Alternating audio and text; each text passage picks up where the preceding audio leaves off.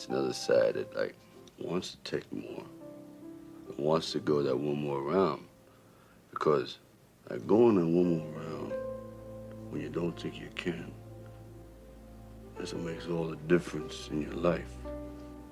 You know what I mean?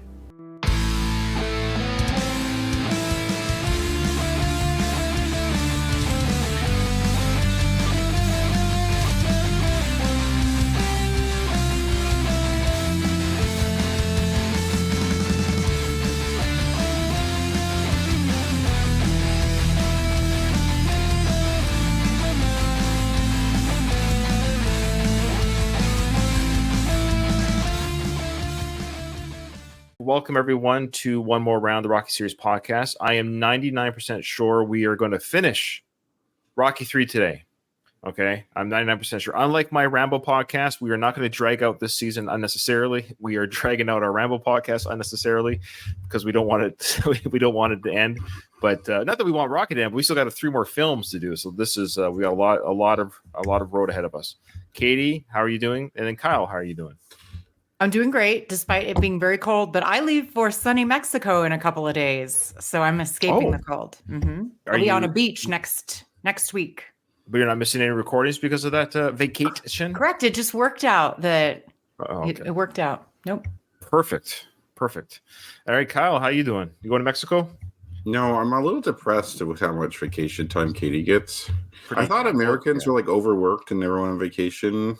I always doesn't seem to be true at all. I never take a long vacation. It's like a couple of days. Like I'll be there for like 4 days, you know, like stretch it out. That makes sense, actually. So you go to like Cancun or Cabo or somewhere? Puerto Vallarta. Oh, okay. The West Coast. So yeah, it's like a quick trip, 3 nights, literally, in and out. Nice. Get out of the cold. Mm-hmm. It's amazing how much you can do when you don't have kids. And yep, I know. Those I little get dog sitters, food and shelter and clothing and stuff. I don't get it. Man, I hate kids. Okay, I love. How my are family. you, Ryan? I'm doing good. I'm still in the Middle East right now. My time here is coming to an end. I think we have 2 more recordings while I'm here, and then the 3rd recording from here. So while we're doing Rocky 4, the early parts of Rocky 4, Season 4, I'll be back in Canada. I can't wait to see my family. Can't wait to get out of the Middle East. Hopefully I get out of here alive. It's all good. All right. That being said, Katie, you've got some emails, I think. Yes, we have one from Andreas. Hello, Ryan, Katie, and Kyle. I really enjoyed listening to your latest episode. You guys are always entertaining and great at pointing out details that keep these movies alive for all of us. Listening to your comments about the things that could be considered gay in the montage was both interesting and hilarious. It brought more to a discussion I've had with American friends where we've realized Americans are shocked by sex and nudity, and Europeans, at least us Scandinavians, are shocked by violence. Yes, it's a problem. Americans seem to accept violence in art and entertainment more than they do sex and vice versa. I don't know how it applies to Canadians, somewhere in between, perhaps. Maybe a little bit in between, but I'd say it leans more towards accepting violence rather than nudity. I know, for example, the movie ratings in Canada are different. It's much more difficult to get a restricted rating in Canada. Mm-hmm. Even with nudity, like you can have a movie rated 14 and have minor nudity in it. In general, though, I think it does stem from like Victorian culture from, you know, the old British Empire or whatever that kind of shames sex to a degree. America is probably far more religious than Scandinavia. And I think that's where the more secular a society, the less issue there is with sexuality and nudity, and it's blatant violence should clearly be wrong. And somehow, I don't know, it's a weird thing, but yes, good point, Andreas. Yeah, it is weird that you could see someone get brutally murdered, but then it's like seeing a penis or some boobs or something is like horrific. Mm-hmm. I don't get that. Same. He says, I agree with Katie that it's mostly a cultural thing. Here in Sweden, it's common to take a sauna steam together and then go for a cold dip in the ocean, a lake, or a snowbank if you're nowhere near the ocean. You're naked the entire time and people are just hanging out, drinking a beer or water together with strangers. There's nothing gay about it. Gay, straight, or other participants partake in these events and nudity is never an issue. The cold winds, snow, and or seawater can be an issue for beginners, but not the rest. Yeah, I went to Iceland a couple years ago, like the lagoons and stuff like that. It's cool. And then there's like an ice bath there's like a whole 7-step thing that you do, and it's supposed to be cleansing. And anyway, it was fantastic. I highly recommend Iceland, everyone, if you've not been. Sure, I'll add that to my list. He says, I wanted to stand up for Antonio Tarver, though. I thought he did a great job. He seemed less cartoonish than the other opponents that we love. And since Rocky Balboa is a more grounded film than, say, movies 3 through 5, I thought his performance fit. Also, did he need to be an actor? Mr. T wasn't an actor before Stallone discovered him. Dolph Lundgren wasn't either, or Tommy Morrison. Come to think of it, the only opponent who was a real actor was Carl Weathers. No? I'm only taking the piss. Please don't think I'm upset about the Tarver comment. I think your podcast is great. It's what I listen to when I go for walks or load the dishwasher, etc., and it renews my love for the franchise. So thanks for that. Love and cheers, Andreas. That's a great email. Thank you, Andreas. And a couple of things. I didn't get a chance to comment on the sex and violence. I mean, yes, cultural, how your upbringing, things like that. Obviously, at this point, we're all adults, so I don't care. Like, I'm an adult now, so I watch TV shows that have both. From name the TV show, from Game of Thrones to whatever. If it's part of the plot, it is what it is. Like, I don't watch pornography just for entertainment, but if I'm watching a TV or movie and it happens to have whatever and it's part of the plot, then so be it. I don't really care. There's stuff that's violent that I don't enjoy. That's just for the sake of violence. Some horror movies I don't watch because it's just too much. It's gratuitous violence. I don't they call it, forget what it's called, like a movie like Hostel, for example. Like, it's just people being tortured. For me, I don't really enjoy that. I mean, there's people that have that audience, and there's people that have an audience for pornography. So I'm not condoning it or condemning those people or condoning it. I'm just saying it's not for me. So then as a parent, you have to decide for yourself, what is it for your kids you want to have them watch? Again, I showed my 12-year-old son Gladiator. Okay, it's got some violence. It's actually not that bad. And they also watched the Rambo films up to part 3. Like, I haven't shown them part 4 and 5 yet because they're really violent. I'm going to wait till a little bit older. First 3 are kind of cartoonish violence. So it's all kind of relative. It's up to you as a parent to decide what you want to show your kids and what age. Okay, and then now about the Tarver thing. I agree with what Andreas is saying, but the reason why I don't like Tarver at the end of the day, he's right about the actor boxer thing. That's irrelevant. Mm-hmm. The problem is because Mr. T was a new actor, Dolph was a new actor, yes, and same with Tommy, obviously Tommy Morrison. But the idea that I was saying was all 3 of those guys looked like real athletes. So the irony was, even though Tarver was a real boxer, and so was Tommy, that's what I want. I want someone who looks like in a physical presence against Rocky. The problem with Rocky Balboa, and it's nothing against Tarver, I'm not body shaming him, but in the realm of the movie characters, I should say, you have to have someone who's kind of jacked and ripped a little bit. That's who Rocky faces. Look at the Creed films. All Creed's opponents, man, were these jacked guys.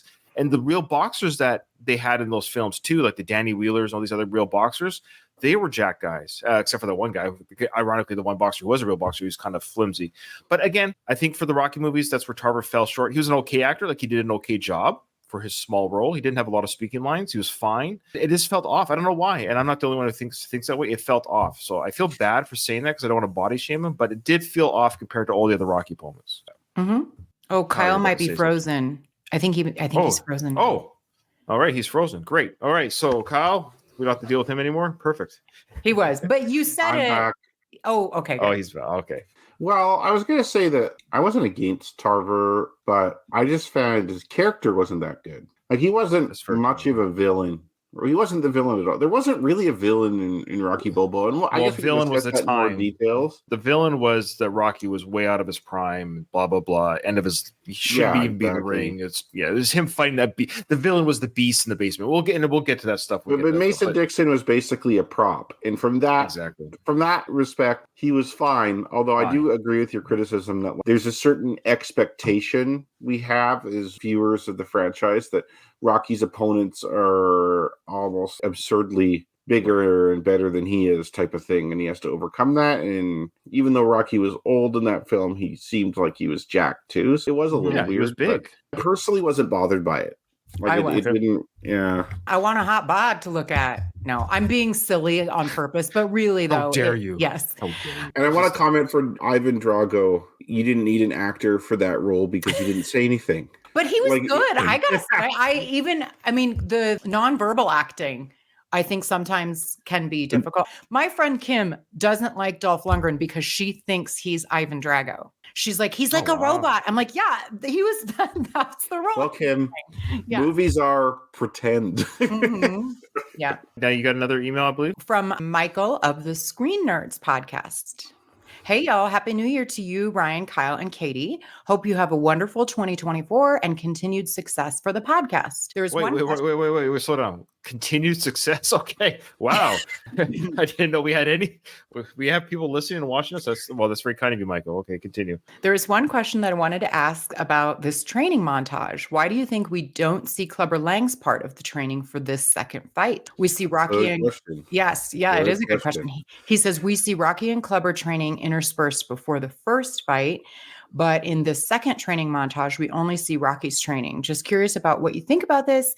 Keep up the great work, Michael. The first film, we didn't really see Apollo's training because he didn't take it seriously. We're almost led to believe he almost didn't train for that first fight because we never see him train. Second fight, we see him train. Third movie, we see Clubber train at the beginning. So I think what it is, I think Clubber probably just did more of the same. I think you could just go in the back of your mind that it was focused on the Rocky Apollo, that we did a whole episode on about their friendship, their blooming companionship, their bromance, that's the word, their bromance together. So I think it just stuck to that, Rocky getting out of his funk. It was just focused on Rocky, because even the Rocky 2 montage, it was just Rocky. We saw Apollo train earlier in the film, but not during the montage. So I guess that montage part is a little bit of a special moment, though. And then in Rocky 4, we do see it interspersed with the because that was supposed to be man versus nature, nature versus machine. That was the whole idea of that. So I guess it's just different in every film. So I think at the end of the day, for Rocky 3, we saw Clubber train. We know how he trains, and I think just for that montage, I think the focus was just Apollo and Rocky's bromance.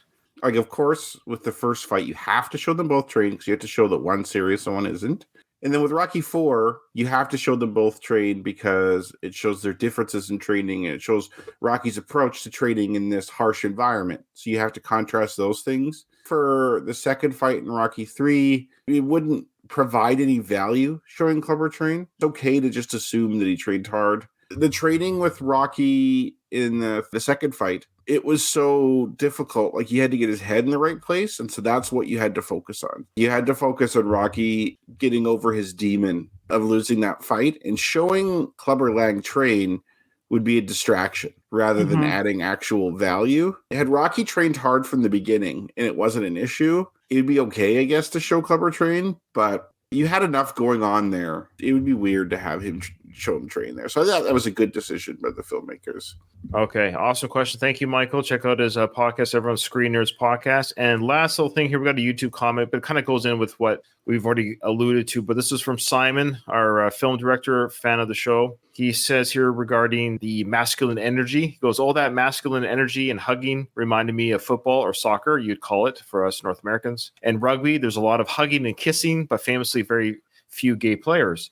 And lots of locker room wrestling, often shared showers, and general pranking. Many sports guys I know joke about teabagging other guys and stuff like that after matches. Oh my Does everyone God. know what teabagging is? Yes, it's when you... No, we're not going to explain what teabagging is. My mom listens to the show. I can go for a cup of tea right now and just dipping the tea bag into the cup. If you want to know what teabagging is, you can Google at your own risk. He goes on here to say, also shows like Jackass are super popular, just like nude wrestling in ancient times were very popular. Now with MMA and films like Fight Club, there's something primal, compelling about fit dudes being healthily rambunctious. It's more about masculine energy than sexuality, in my opinion. Okay, so we got a lot of great comments about that. It's funny. I guess a lot of these people saw our live broadcast. I cut out a lot of the gay talk for the You podcast. did. I noticed that. Okay, so if you want to hear the unedited versions, you can ask me for the link. We do have a. Isn't it on Patreon? So it's Plug on your both. Patreon. So yeah. you can go to the Patreon. Again, I can't stress enough. If you're watching this live on Instagram or on Patreon or on the YouTube channel, which I never plug, that's where you'll get that live unedited talk. But I do pare things down for the actual iTunes feed just to make it a little bit more PG. Some of our talk gets a little bit silly and crazy, but because that's the stuff my mom listens to. I edit for my mom. Oh my Bless God. my mom's heart. I do. Well, because she listens to every Aw. episode and Oh, she that's keeps sweet. me honest, right? Yes. She doesn't listen to the live stuff. Mom has a sway overall. yeah, let's get into the movie. I wanted to make a comment yes, sir. just in general. Please. I think a lot of our gay stuff was really tongue in cheek. Of course it was. Like, Yes, we don't yes, it really was, think yeah. that they're gay, and I do think it is interesting in the male psyche. And I just say this in our culture. I can't speak to other cultures. We generally have a fairly homophobic culture, and then men are generally discouraged from having, I'm going to say, intimate physical contact. I don't mean sex, but I mean like hugging and stuff like that. Sports is this like odd exception where that's okay, because like the context of sports in general is such that you touch guys anyways during sports. It's more intimate itself, especially contact sports. Those barriers come down and you are allowed to touch. It's weird, to be honest with you. Mhm. And I just personally find it an odd part of our culture. Yeah, I mean, I have no problem with it. I don't want to be teabagged, but I played sports and I'm in the Navy. Let me just say, I can share stories. Well, Ryan, I have a hard time believing you haven't had any homosexual experiences if you're in the Navy. Well, I will just say, for the record, everything has been above board and wonderful and great, and there's absolutely nothing to share and say. Okay, Mhm. for the record. Okay.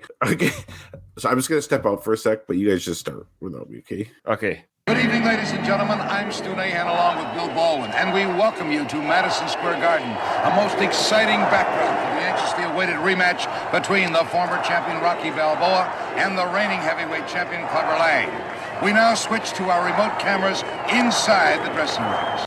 Madison Square Garden. I think I would have forgotten that. I don't know why. I think I'm always so used to everything being in Philly, but this is actually in New York City they're fighting, which isn't that far from Philly. Correct. Wasn't there another one in Madison Square Garden? Well, there was fights in the pre-show, the montage at the beginning of Rocky 3 when he had all these other fights. He did fight Madison Square Garden, but I don't know if there was any fights between Apollo. I think the Apollo and Rocky fights are both at Philly. Weren't they both in the Spectrum? Yeah, they're both in the Spectrum. Okay. And then in 4, it's Vegas, right? One of them's from Vegas. Yeah. Okay. Well, remind me, the first fight against Clubber and Rocky, I think that was in Philly too, was it not? We had an argument about this. I initially thought it was New York, but then I think we did determine it was in Philly. Because the whole idea of it being, because the ring, remember the ring had the stallion symbol inside the ring to make it his home turf, where this won't have. I don't think this ring has that, for example. Mm-hmm. Yeah, it'd be interesting why they did it here and not say in Chicago, where Clubber's from. Neutral ground. True. Yeah. New York is just like that's where a lot of fights happen because it's the big city. Sure. So yeah, Madison Square Garden. Of course, now we got signs in there. This audience is here for the film. We got Go Rocky signs. You do see a Clubber sign later on. So like we do. Yeah, I think there's a Clubber sign. I love it. That's great. But honestly, this preamble to this fight is full of lots of little nuggets. My goal is to make it so this is a 2-episode thing. Oh wow! Well, you might. Do you guys see the Adidas sign? I have a feeling that is not for the Rocky. It's just an advertisement that happened to be in Madison Square Garden at the time of filming. Yeah, because Nike seems to be the sponsor of this film. I want to also just let you know that I want to be counting the people in Clubber's entourage because it is bizarre. From a guy who fights alone and trains alone, he's going to have the biggest freaking entourage you'll ever see. Very reminiscent. Creed 3 is Rocky 3 in that Jonathan Majors was sort of the same way in that once he became champ, same with Clubber, now everybody's like a hanger-on. Yes, that's what I was going to say. I think he's just got more people around him. He almost has to as the champion. He can't take all the phone calls. He has to have management. Yeah, but why are they there at ringside pretending to help with this? Like his corner staff is gigantic. You'll see when we get there. It is. It's huge. Like the hype men of rappers. And it's like the entourage is far greater than it needs to be just because you're like, oh, yeah, I guess you're my friend or whatever. Would you care to comment on how you plan to fight Balboa? What's your strategy? Don't need any. Balboa's so predictable and stupid. The man comes straight ahead. He's tailor-made for me, and he's gonna get hurt. So I love it because Sly writes this dialogue. So I kind of love how there's that behind the scenes stuff, like Sly's writing that dialogue for Clubber to say about him. He's talking about Rocky's fighting style is truly that. He's pretty much that is how Rocky kind of fights. And that's the idea is because now Apollo has trained him differently. Apollo's trained him how to dance, how to move, how to shuck and jive. He thinks Rocky's going to come in again the same way he did before or has before, with just coming straight on, taking the punches to the head, which is odd because you would think Clubber and his team would have to recognize that because Apollo's training him, he might have a different style now than the old style. It's interesting that discussion has never come across his training time. Like, hey, just so you know, Clubber, we have to consider Apollo's training him a little bit how he fights. We may have to look at his tapes as well. Yeah, but Clubber has so little respect for Apollo Creed, apparently, that I think he's like, I don't On care the if he fights like surface. Apollo Creed. I'll knock him out too. I think he's a victim of his own arrogance, where Well, he must be. he just Yeah. thinks he could beat anyone. And it's funny because so much has changed. In the first fight, they're trying to interview him and he wants nothing of it. This time, he's calm in his dressing room. He seems to be willing to take the questions, and he's cocky. He's arrogant. He's like, I'm going to knock this guy out just like last time. I don't need a strategy. I don't care. Even though we didn't see him train, we didn't see a lackluster training regime. Even if he physically trained hard, strategically, he did not prepare for this fight with all the contingencies. Like, he might come straight ahead like last time. If he doesn't, what are we going to do? And they haven't had that discussion at all. Mm-hmm. Maybe Clubber should have said, my strategy this time, I'm going to kill Paulie on his entrance to the ring. Yeah. That's good. Turn them over. Good. How's that look? Okay? Huh? No, I don't hate Balboa. So, yeah, much more relaxed atmosphere in the room with Rocky and Apollo, and Rocky's giving Adrian a little love taps with his taped hands. And I like that. It was a nice little, cute little moment. And Rocky kind of gives Adrian a nice little knock on her chin with his freshly taped hands by Apollo. Cute. And it shows he's comfortable. He's not real nervous and stressed like his last fight. The last fight was a total disaster. He probably is nervous, like has a healthy fear, as we'll learn in Rocky 5. But I don't think he's scared of Clubber Lang anymore. He feels like, He's not you know, afraid. like when you go into an exam or something like that and you've studied really hard for it and you feel prepared. Like, you're still maybe a little nervous about with how it's going to go, but like you go in there like knowing I'm going to do this. I'm ready for it and I'm comfortable. And you know, that just comes with preparation. You can't fake that. The reporter asked, do you hate Balboa or do you hate Rocky? But I pity the fool, and I will destroy any man who tries to take what I got. That's a great line. Yes, I pity the fool, the famous line. But the next part is really the best part, I think, when he says, I pity the fool. And in fact, I want to hear the reporter's question again. Sorry, let's just go back. Do you hate Balboa is the question. No, I don't hate Balboa, but I pity the fool, and I will destroy any man who tries to take what I got. I thought the reporter asked the question. I think it's just, you know what the question is based on the answer. Yeah. So, I guess in so. your mind, you fill it in. Yeah. I'm kind of ignorant to this because I never watched A-Team growing up, but he uses that line, I pity the fool, in A-Team, doesn't he? And so No. is this the first? I don't think so. No? Is this the only I time? watched 18. Because he's known for that line. Is it just because of this film? That's a big film. It is, but Well, I I know, think he but goes still. on to use it in appearance. That's now his persona that he takes on. I watched the A-Team like religiously. Now, granted, I was a kid and I haven't watched it since I was young, and it was off the. I mean, I've seen snippets of stuff, of course, over the years on YouTube and stuff, but I watched it religiously as a kid, and I don't recall him saying that in that character. He played B.A. Baracus, which stood for Badass Baracus. That was his name. Oh, that's what it stood for? I didn't Yeah. I know.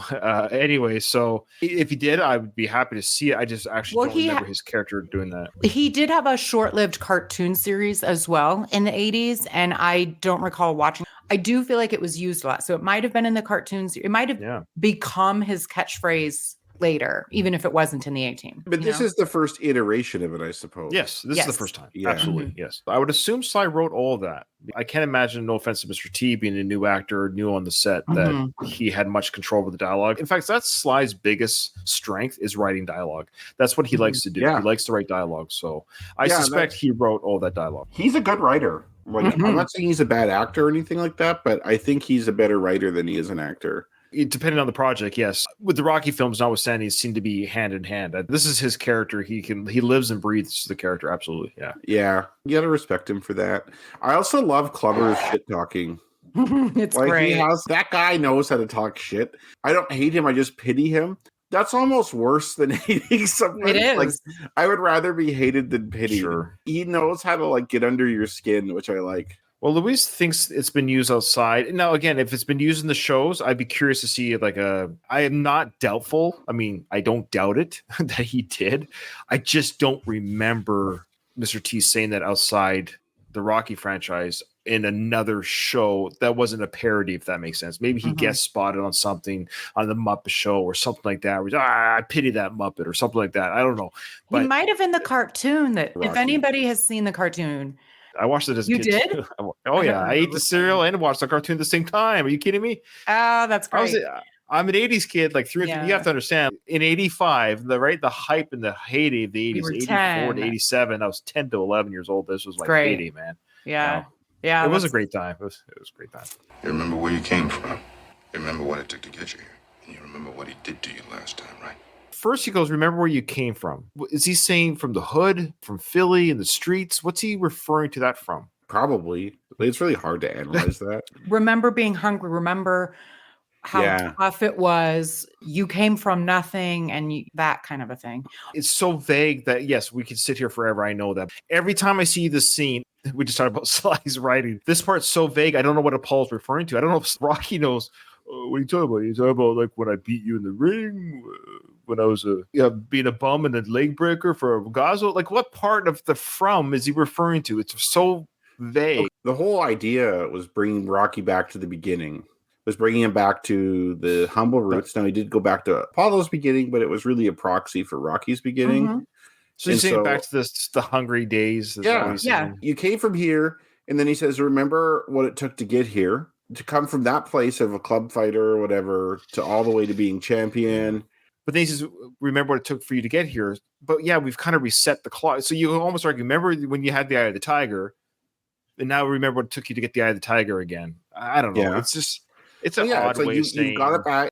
I think he's just asking him to reflect on everything they've done and where he's been and just get perspective. Sure. Sure. Yes. I mean, sure. I'm not saying that's not it. It's an odd way of saying, glad we're here now. Sure. But then he goes to say, remember what he did to you last time. And I've always found that last part odd because, hey, remember what he did to you last time? Is he saying, I want you to be angry? Yes. I want you to have Yeah. revenge in your heart. I want Yes. you to be a little bit pissed off because that's not Rocky's style. That's what I found the most interesting about this. Like the idea, I want you to be angry. Apollo doesn't want Rocky to use his style. He wants Rocky to be like him. Like that's what he's been doing the whole time. Sure. Is trying to make Rocky into a proxy of himself. He's like the dad who wants their kid to live, who lives through their kid while playing sport and yells at the crowd and stuff. He's living vicariously through the son. He does do that. We see it play out. He ain't so bad. My mother can hit harder than that. It worked. Apollo's doing a phenomenal job of hyping Rocky up for what he needs. We're not on the still anymore, but the shadow shot of them in the doorway. Did you see that replicated in another film? Wasn't it the same way with Rocky and Adonis? They had a very similar, I'd have to go back. similar shot. I forget which movie. Was it Creed or Creed 2 at the beginning? I bet you there was. Yeah, I wouldn't be surprised. I'll say this about Rocky and the Creed films in comparison to this here. Rocky is definitely a better trainer / manager than Apollo is. Rocky does a much better job of understanding the psychology of his fighter and relating to him than Apollo does. Apollo, I don't think his little speech there was that useful, to be honest. Like I think Apollo, it was because it worked. I think if that never happened, the result of the fight would have been the same. Yeah. Apollo's fine. He needed Apollo's training, which is the important part. But in terms of like motivation and all that stuff, I don't think Apollo's that helpful. I fully agree that Apollo is taking on this role, be it unnaturally. He wants to be the star. I mean, he's the player, he's the athlete, he's the fighter. Whereas Rocky, I totally agree with you. His personality is tough, but sensitive and compassionate and empathetic. And so his aura is a better coach. Yeah, he's never been the angry guy at a fight. Rocky's always kind of meek before a fight. He's just quiet. He's getting himself ready. He was real nervous the first fight against Apollo. He was almost kind of like, I hope Apollo doesn't show in the second fight. First fight, he was understandably messed up because of Mickey and everything else. He doesn't have really an MO of coming in hot on a fight. He almost has to take a few punches to get into it. Since both men are brawlers, Stu, with the edge and power going to Clubber Lang, I would say that the odds are very long against Balboa regaining his title. In a toe-to-toe brawl, if the two are standing in front of each other, throwing hard shots, which is exactly what happened in the first fight, you're standing toe-to-toe and just hitting each other with power shots. Logically, the more powerful fighter is going to win unless one has a way weaker chin than the other. Kleber doesn't really have a weak chin. Like, he took everything Rocky dished out in that first fight pretty well. If Rocky uses the same strategy he used in the first fight, he's going to lose. I concur. Okay. It's your turn. What's your prediction for the fight then? Prediction? Yes, prediction. Pain. So good. I love it. Yeah, another classic moment. We don't have much more to say about that. Yeah. Look at his Classic part of the play. face. Yeah. looking right at the camera. This is a clever little moment too, because he's looking at the reporter's camera, but it's looking at the audience. You can get away with a fourth wall break here by looking at the audience, but he's looking at the news reporter camera. We're seeing the news reporter camera angle here. He's the meanest, scariest opponent. I would not want to go in the ring with that. Yeah, he's terrifying. Drago's terrifying in a different way. Yeah. His sheer size, the quietness about him kind of gives you a level of uncertainty, which is a certain fear. Clubber is mean. He's like, I'm going to hurt you. You know, we could back it up. So, yeah, I would be pretty afraid of fighting him. Lang is a brawler who likes to hurt a man to the body. And, you know, Balboa may never have psychologically recovered from that vicious knockout that Clubber laid on him. One's a terrible point. One's a great point. Clubber's a man that likes to hurt a man to the body. I think you see one or maybe two body shots in both fights. And then all the previous fight scenes during the initial montage, when you see Clubber knocking guys out, you never see him hit someone to the body. Like, who wrote that? Is that you, Sly? Sorry. You're a good writer, but that line, not good. But the psychological recovery part, they don't know what Rocky went through in his psychological recovery. If Rocky decided to just train himself or something like that, he wouldn't have psychologically recovered. So I think that's a fair point for them to make. It's time. So that was used, of course, throughout the Rocky films. Mickey says to the Rockies, it's time, kid. And then Paul uses it for Rocky, it's time. And then Rocky uses it for Adonis in the first film, it's time, kid. Good point. Here. He does look very relaxed, though. That's the whole idea. He's just chilling. I want you to wear these. Why didn't you give those to me before I put my other shorts on, Apollo? Yeah, before I got dressed and ready. These are, the colors that you wore in our first fight together. I can't wear your colors. Just wear them. Yeah? Yeah. Thanks, Pop. You just make sure you wash them before you bring them back, all right? Will do. Oh, I love it so much, but so many problems. Okay, what's your problem with that? Well, two things. One, they would have had to have been customized. Apollo's shorts would not fit Rocky. They are not the same size of clothes. And two, as I mentioned, when this happens in Creed, I'm ready to go. And now I got to put new, different clothes on that I'm not comfortable in. Like, I'm going to be all out of sorts. I know they're doing it for the movie's sake, but you just said it's time. And now I have to go change clothes real quick. I don't know. Yeah, I kind of agree with that. Most guys are just kind of whatever. Like, maybe if you're really attached to your colors, maybe. But Rocky specifically is pretty chill about that kind of stuff. I do agree about the fit, though. It wouldn't fit. I did think about that. We all know Apollo's trying to live through Rocky here, but now he's like making him wear him wear his clothes. Yeah. Am I supposed to go out on a float and pretend to be George Washington too? and actually, I believe the music, the Marine Corps anthem, is the music that's played when Rocky comes out, and I believe that's the same music that Apollo had during the first fight when he came out. He's really trying to make it as similar as possible to him coming in. Here, if it wasn't for Apollo, I'm sure you guys often do disagree. I don't know why I'm always on that out.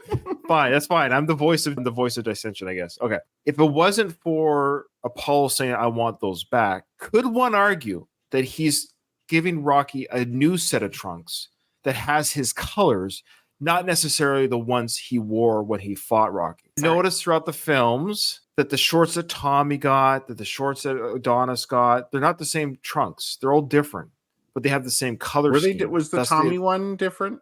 I'm 90% sure. I'd have to go back, but I feel like when I look at that film, when we look at the shorts, they don't seem like the same. We'd have to. My God! I guess it's very easy to go. Did you say I'm all stressed? I'm stressed because he gave Tommy those shorts, and if those were Apollo's shorts, I doubt Tommy gave them back. We're already repeating ourselves from the first podcast, but anyways, that being said, I'm just saying. But Apollo says here, that's the great joke. That's the great line. Make sure you wash them before you get, because I'm going to own these again. These are going to be mine again. I'm not a boxing nerd outside these films, so I don't know. Do colors mean strictly this is what I wore, or this is my theme? These are my colors. I don't know. In this particular instance, I think it's very clear that they were the physical shorts that Apollo wore. So we have Mr. John Rivoli in our Instagram chat, and he is a pretty big Rocky nerd himself, right? He says that all the flag shorts were different in the films. Yes, in reality. In reality, they're not the same short. The film used different shorts.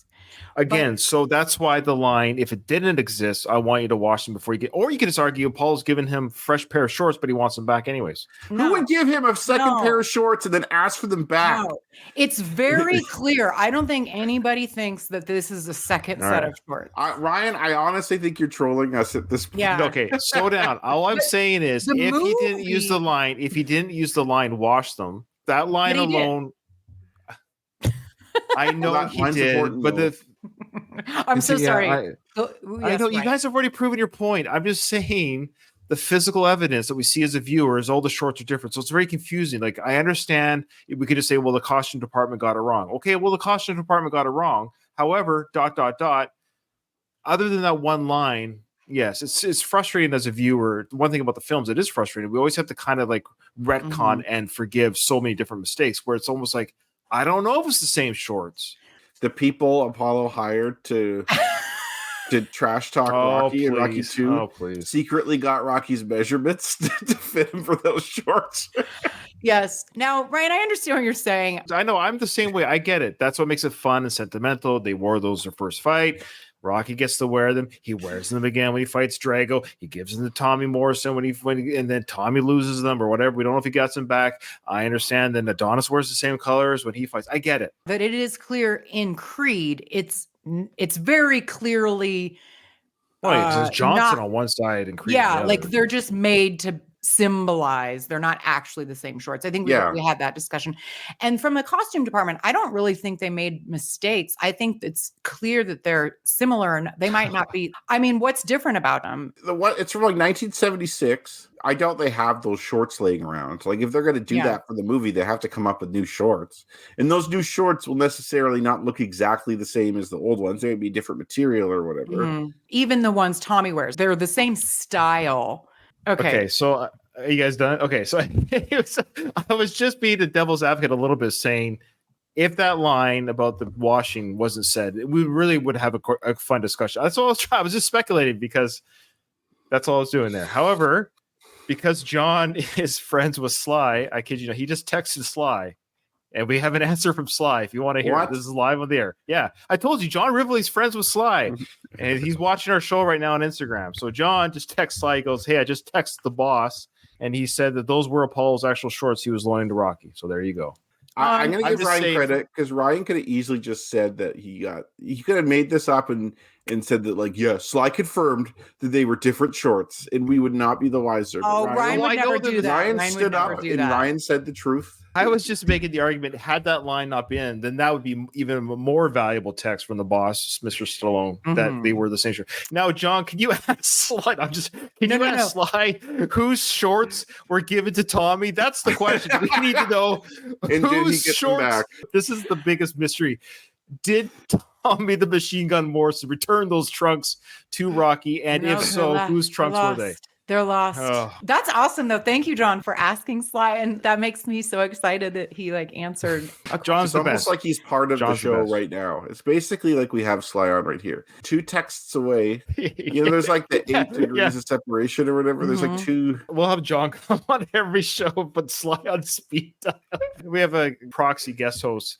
Okay, no, John, you're amazing. I really want to know, did Tommy receive the same? Basically, did Tommy receive the trunks that Rocky's receiving now? And then if he did Rocky ever get those trunks back, or did Tommy die with those trunks? All right. Oh my God. And John, I wanted to let you know, I have your butt kiss drawing. I love it. I have that. Oh, yeah. Home. I ordered that last year sometime. I love it. Yeah. John's the best.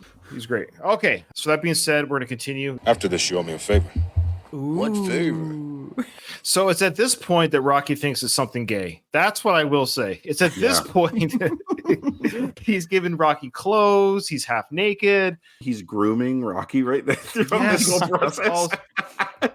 Well, you saw how oiled and greased up they are. Why are they so greased up in that private fight? Well, you got to be greased, man, or else you'll get cut. Like, don't they put Vaseline on him or something? Yeah, you saw Vaseline on Clubber's face during that interview. No, but I think their secret fight at the end, there was Vaseline everywhere. Oh, yeah. Agreed. Toe-to-toe, Lang is utterly devastating, and he's much too strong. This is like the 5th time they've said something Yeah, like that. They're they're- really building it up. It's for the audience. We're in the Mhm. theater. It's a reminder to the audience that even though we know that there's no way Rocky's going to lose 2 fights in the film, it's still to give you a little bit of that stress that this is a big fight, guys. Don't forget, audience, this is the guy that knocked him out. But we're all like, no, not with the training he's received. There's no way he's losing. But it's just a way to add a little bit of stress to the audience. Analysts would say stuff like that, though. That's not outside the realm of what would actually happen. I could see announcers and analysts saying that. Often, though, it's not uncommon to have media and people come visit the fighters' training camp, and you don't see any evidence of that in basically any of the Rocky films. It doesn't really happen in this series. Have they had someone from the media or had some analysts come visit Rocky's camp and they saw like, oh, Rocky's doing all this speed work and he's practicing dodging? That would have entered into this conversation that like, oh, we've been seeing Rocky train. He's training with Apollo. He's doing all this stuff like Apollo would. If he uses this, do you think he would win? Like, it would be a much more interesting discussion, but they seem to be totally in the dark about Rocky's training. They kind of are almost forced to assume that Rocky's going to fight the same way he always does. Like, why wouldn't he? They've seen him fight all these fights. He fights the same way every time. Unless you know something that the public doesn't know, you're going to assume that. Agreed. All right, listen, I just want to tell you that I'm proud of you. It takes a hell of a man to change, and you did it. You're going to prove it to him tonight, right? Right. You did good, Apollo. Thanks, Apollo. Okay, let's do Apollo. There you go. There's Paulie. Oh, they're friends now. It didn't Right take 6 before the years. door opens, right? In Rocky 4, he has that, they're like, if I had to step out, become someone, I'd want to be you. And then he took it back, but still. And he knows he doesn't want to be Apollo. If I could slip it to somebody else's skin. Oh, wait a minute. Maybe not you. Yeah. No, but it's so cute. I think it's adorable. They're friends now, you guys. Thank you, Kyle. I got to laugh out of Kyle. I mean, if I make Kyle laugh and Katie shake her head, then I know I told you a joke. I chuckled. No, you have a good sense of humor, Ryan. Yeah. Oh, thank you. Except for when he do thinks wanna- we're stomping all over him. Ryan, Well, a we're little just bit, a giving little you a bit. hard time. We I love know. you. I know you do. I do want to say it's interesting how Apollo says here, it's kind of subtle, but Apollo says, you know, it's cool to see that you changed, Rocky.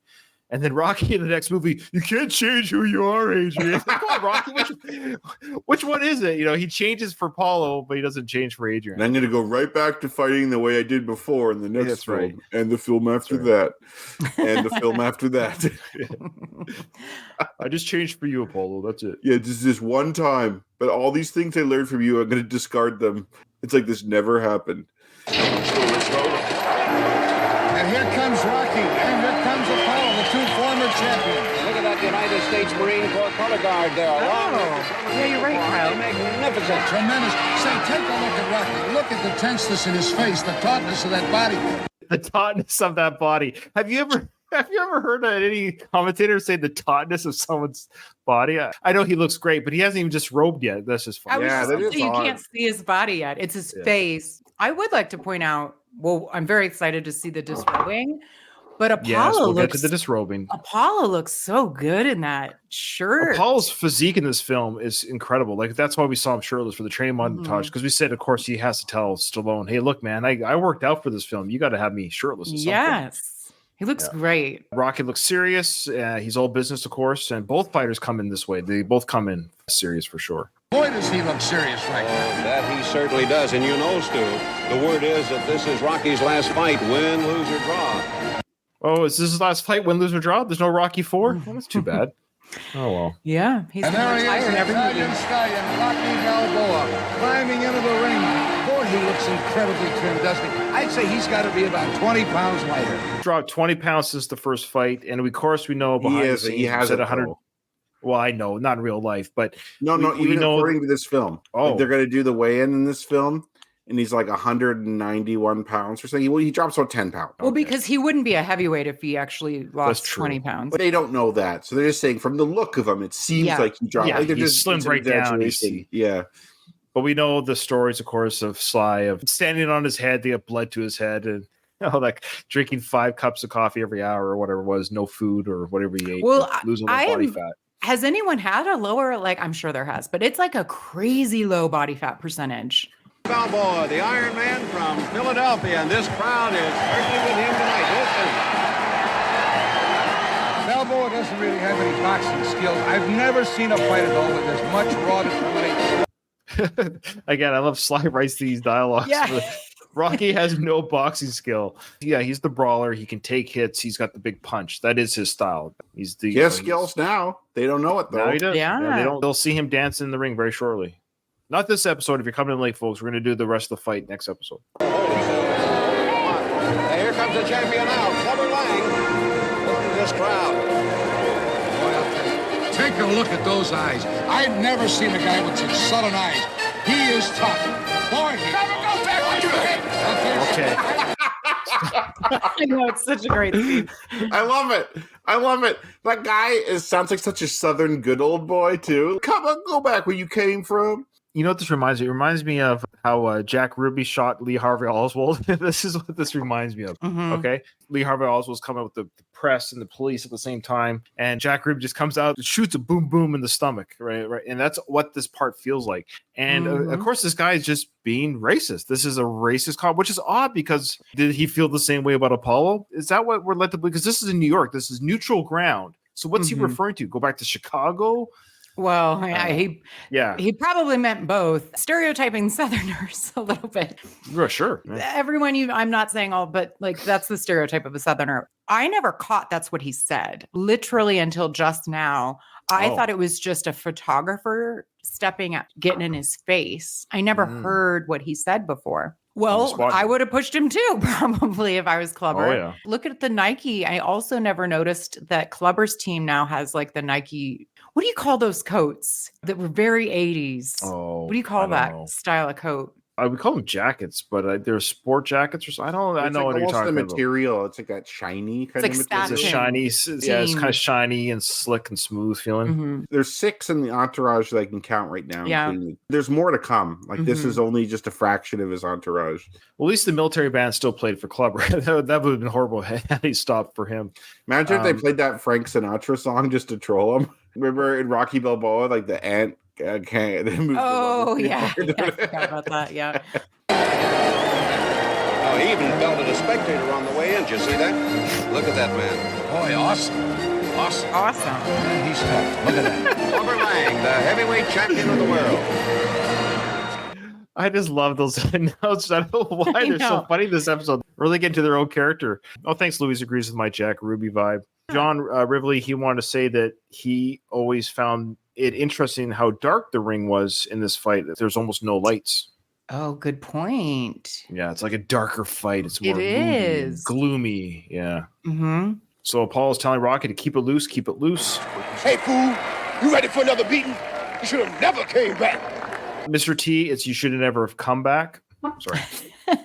Come on, Clubber. Let's get the grammar going on. I pity the fool who doesn't know grammar. So Rocky would have initially wore yellow trunks. If you noticed here, Apollo and all the other guys are not dressed in those colors. They're dressed in red colors, which is Apollo's entourage always wore those colors. The very first Rocky fight, like Rocky 1, he wore these colors and his team they were pink, but they were supposed Almost to be pink. red. Yeah. Yeah. So I think it's a callback to, Yeah. I think this is the idea. This is both Rocky and Apollo's fight. But So the you got very first team fight, involved. Rocky hadn't got the yellow persona yet. Right. Like That's he true. wore those yellow colors in the second fight, and then that was his thing going forward. And his corner wore that. That was their uniform.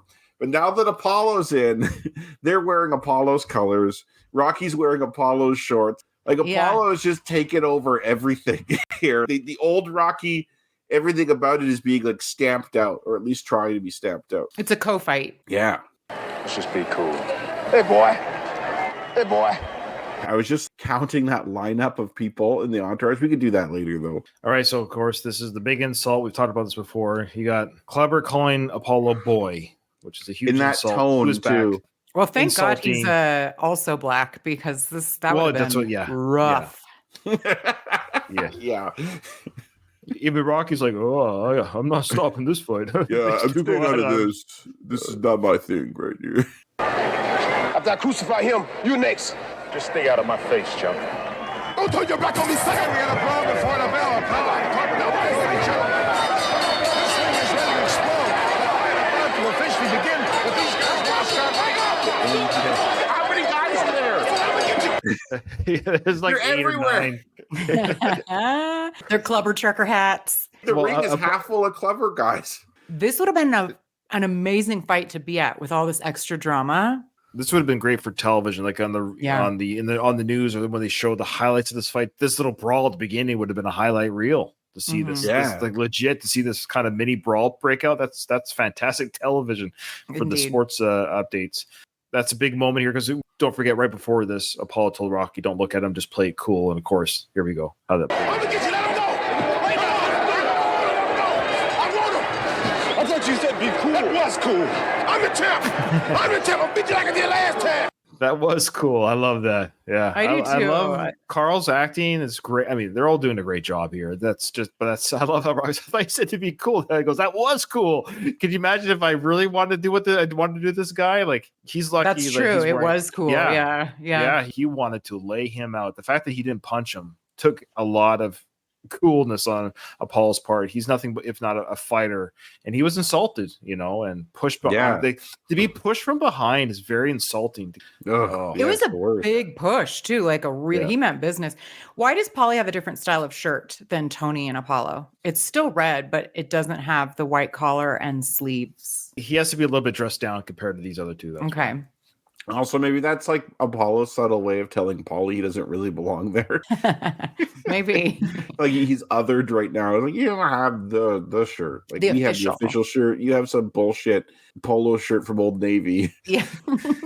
Was Old Navy in existence? The Gap was, but I don't know. Back then, I'm sure Old Navy was. I'm sure. I'm here. And boxing fans around the world. Welcome to Madison Square Garden and tonight's heavyweight championship of the world. It's a clever sign. Red corner, the challenger, weighing 191 pounds, from the fighting city of Philadelphia, the former heavyweight champion of the world, the Italian stallion, Rocky Balboa.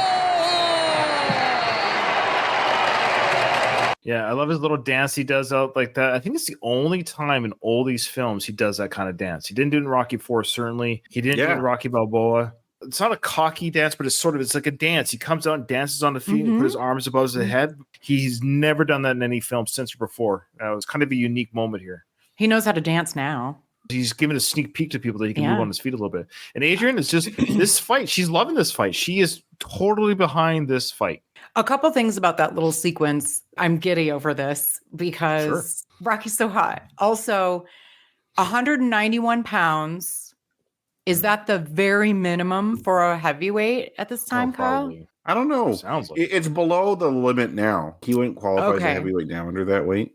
Also, the announcer, I always I'm constantly. Do you guys do this whenever you say Rocky Balboa? I say it like the announcer, Rocky Balboa. And it feels right having this announcer. Like, this is the announcer in the fight where Rocky won the championship the first time. Before they had that old guy, it was like Bob Barker almost. He looked like. It just felt weird. The ref was different. Everything was just wrong about the first fight. Now everything feels right. Like, you have the music from the first fight. Rocky's in the right place. He has the old trunks on. You have the familiar announcer. Lou Filippo's in the ring, so you know the fight's going to be intense because he's not going to stop shit. Like, you might as well not be there. You might as well not be there. Yeah, I love it.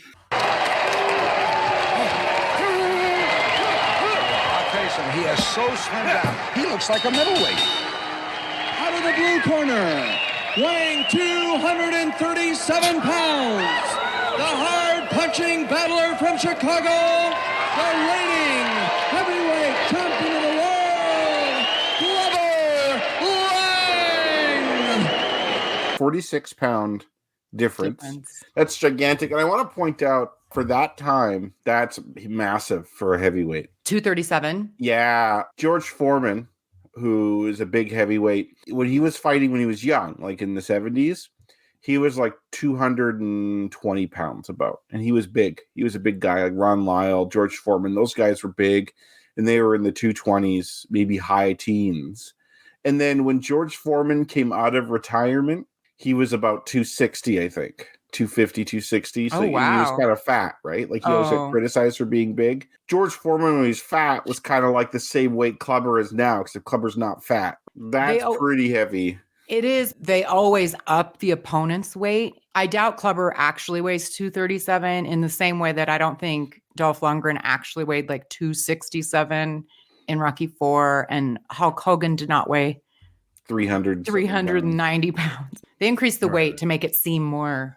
Sure. Yeah, Apollo, according to the last fight, was like 220, which I'd say he's probably about 220. He's pretty tall, right? Yeah. Well, in the first fight, he was 210, which is definitely believable. Clubber's a big boy. He's thick. Inconceivable that you'd have fighting at a 47 or 46 pound weight difference. Boys, let's go. We went over the rules yesterday. I'm just going to repeat a few of them. Let's watch the low blows and the rabbit punches. In case of a knockdown, you go to the corner I tell you to, and you stay there until I tell you to come out. Is that understood? Any questions? Okay, let's go back to your corner now. Let's go. I'll bust you out. Go for it. There you go. He's making eye contact this time. In the first fight, he was like avoiding eye contact. You notice he still has the scar below his left eye. Oh, good call. Cover cut him there. Like it's still existent, but it's kind of healed, and it makes him look a little more badass having that. He's been through some shit. He still has it. It kind of reminds the audience that he's been beat up. He's like toughened up. He's like better for it now. So in some ways, they're really good with the continuity. Yeah. Whoever did makeup was on point then.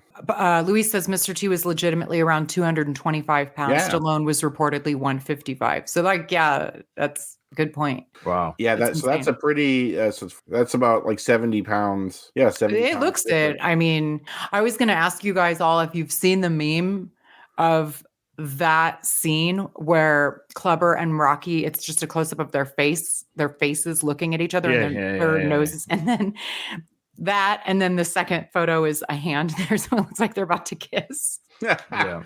Or it's like, I wish my wife would look at me the way Rocky looks at Clubber. Yeah. No, that's fun. Okay, guys. Yeah, I'm glad we decided. There's no way. We're going to do the fight plus the secret fight at the end. So there's no way that we can do more. So that was great discussions, of course. Thanks for not ganging up on me harshly. I will say this, though. I'm tempted. I don't think John's listening anymore, but I will message him after because I don't ask a lot of favors of John. He does that on his own. It was very kind of him to even text Sly. I can't believe he did that. I do want to know. Yeah, and I'll tell the truth of what Sly said. There'll be it's gonna be three answers because I've done this with Sly a couple times. Remember with the zoo thing? He forgot apparently that he mentioned the zoo comment about Adrian. Even though, when those guys are harassing Rocky, I felt like the timeline was too quick. That they were on Apollo's payroll. We get through that, and you guys are thinking, no, that was just a natural reaction. That the smear campaign worked, and they were naturally reacting that way to Rocky because of the smear campaign that was from the newspaper. Is that right? Yeah. Essentially. Okay. Because that's the only thing that we saw was the newspaper ad. We didn't see any other thing on TV. They didn't have the internet back then. There's no tweets. Okay. So I'm going to ask John if you could ask Rocky, if you could ask Sly that one question, like, were those guys, specifically the guys, you super really good, man, were they doing that because they saw that picture in the paper or because Apollo sent some people essentially saying, hey, can you rattle this cage a little bit and go after him a little bit? So you guys were probably right, but my brain went there all these years. It naturally went there. This is like the splinter in Ryan's hand to the has to pull out. Yeah, a little bit. I've had a few of these things for the Rocky series. I've had a few of these, the real questions that fans never ask Sly, and these are the questions I want to know. Well, I got the zoo one answered. I'm really happy about that one. That's one I think everybody is like, what the heck? She's never been asked. Yeah, it's crazy. That surprises me so much because it's like a legit question. I thought it was like his sense of humor. Like I thought it was like kind of a little nod to the first film, like a joke, maybe. And I thought it was funny. Like I kind of gave him credit for that. Was what we wanted to know. What was the reason? We thought it was intentional, so we were wondering what the reason was. What was Rocky's thinking? Was he owning that insult, or did he forget? And Sly's response was neither. He forgot. Sly forgot that he wrote that line that insulted the first place. That's the funny thing. Anyway, I almost am like, you shouldn't waste your question on that one, but you can do whatever you want. I got 3 questions to Sly. That's it. Okay, what's your one I think that has come up on the show a few times is the cufflink. Are we to assume that Apollo got the other one from Like when he says I gave it to some bum, was that bum Apollo or somebody from Apollo's camp? Yeah. Okay. Like yeah. Tony. Wait, you know it's not Apollo because We know Apollo would be too young. Yeah, He like would've been Tony or child. something. Or like Apollo's dad or something. Or like good some questions. trainer that later gave it to Apollo. You know what I mean? I'm Like, going with someone like Tony. Well, he said he gave it to some bum, and I think the idea of that was, remember Mickey calls him that bum. Yeah, you're a bum. But Mickey calls everyone a bum. I know, but I Bum mean, just means a random guy. I don't think Yeah. it's actually casting judgment. on so the it was way a random they guy. did it. How did Apollo end up with it? Okay. Sheer coincidence, essentially. Yeah. Like That's funny. Those are good questions. I don't know if I'm going to bug John with anything. Okay. Yeah, give he's it already some been time. kind. You got to spread those out. Yeah. I know. Okay. Anyways, guys, thanks for everyone who joined us. Yes, next episode will be the final episode of Rocky 3. If you have any last comments or questions or queries or complaints about our coverage of Rocky 3, now's the time to let us know. We'll read them out and discuss them on the next episode. If not, that's fine. We'll just end that next episode. And then the episode after that, we're going to roll it right into Rocky 4. And again, we are going to go back to trivia. Once I get back to Canada, we'll just do Rocky 3 until we catch up. There'll be enough episodes there's less questions than episodes, so we'll get those done. So do the Rocky 3 and 4 during the Rocky 4 coverage. Okay. This episode is over. I didn't hear no bell.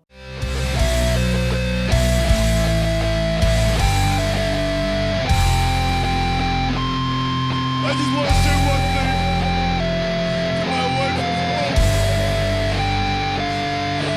You